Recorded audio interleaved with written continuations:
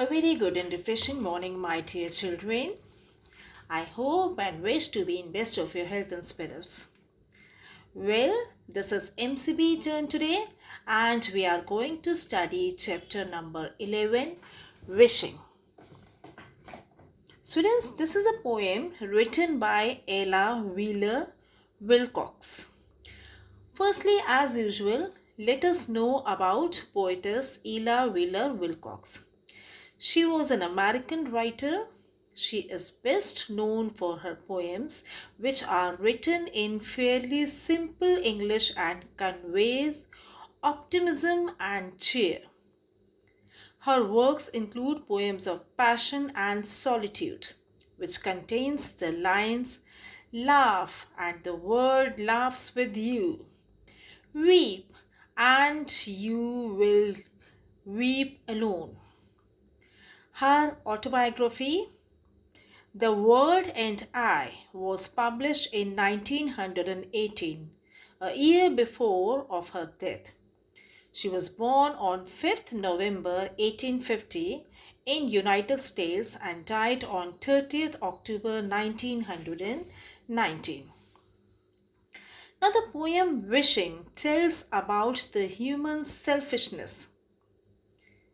The poetess tells that when someone wishes for a better world, then they should get rid of all the negative thoughts in their mind and be true to themselves. The poetess has disclosed about selfish motives of human who always think about his own benefits.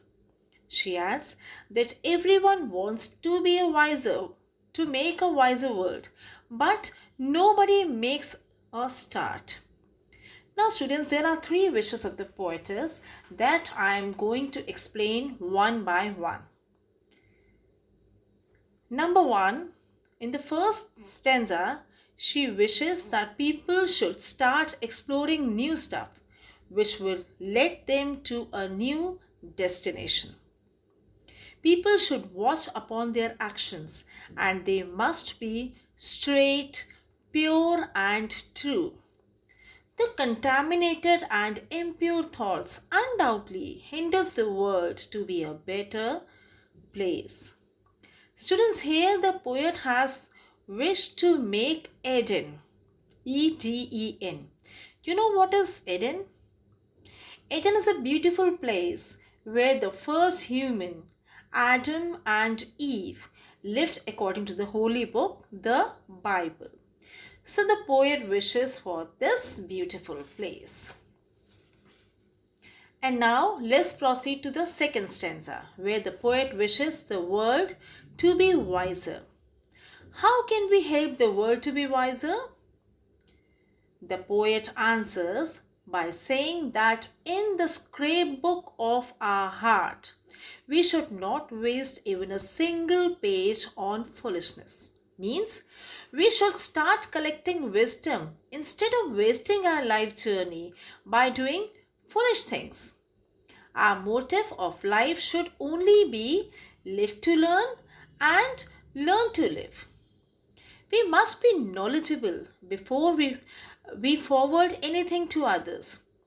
To collect knowledge and to spread it is the only way we can help the world to be a wiser place. Okay? Now comes third stanza.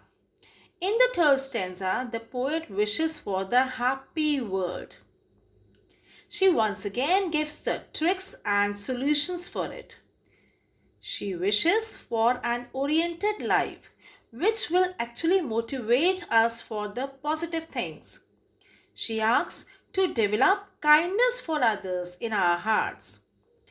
She wishes that one should not waste time in the fights and war. Instead, they should learn to be together by their heart. She says one should be the source of happiness for many while we pass along the way. It is like the hands that plants the nuts of an oak tree, and it also works as a shelter for armies from the sun. She meant to say that our lives should be dedicated to others' happiness. These tasks can spread happiness, peace, calm, and feeling of brotherhood all around. We ourselves should make an initiative to change this world as we wish for.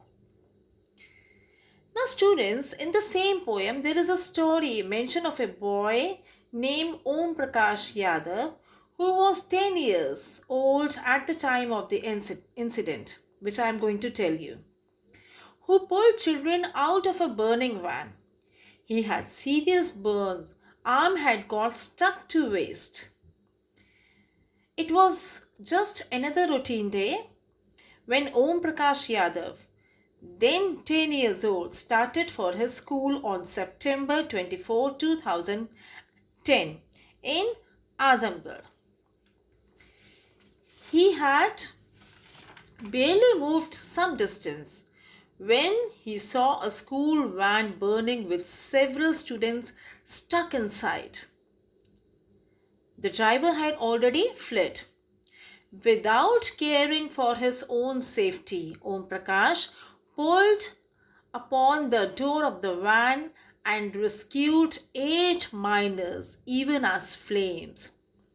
By the time he was done, flames had spread to his face, ears, back, and arms, leading to serious burns injuries. He was rushed to the district hospital, where the doctor referred him to Varanasi.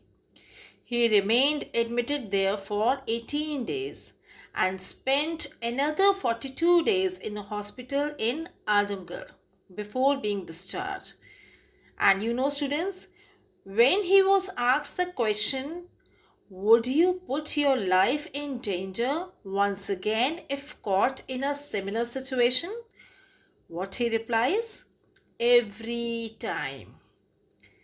That's so motivational and heart-wrenching at the same time. He is the inspiration to millions with his brave act. So students, we should get inspired by our today's poem and determined to change this world. This is all in today's session. Meet you soon in another session. Till then, do take care of yourself. Stay blessed. Goodbye for now.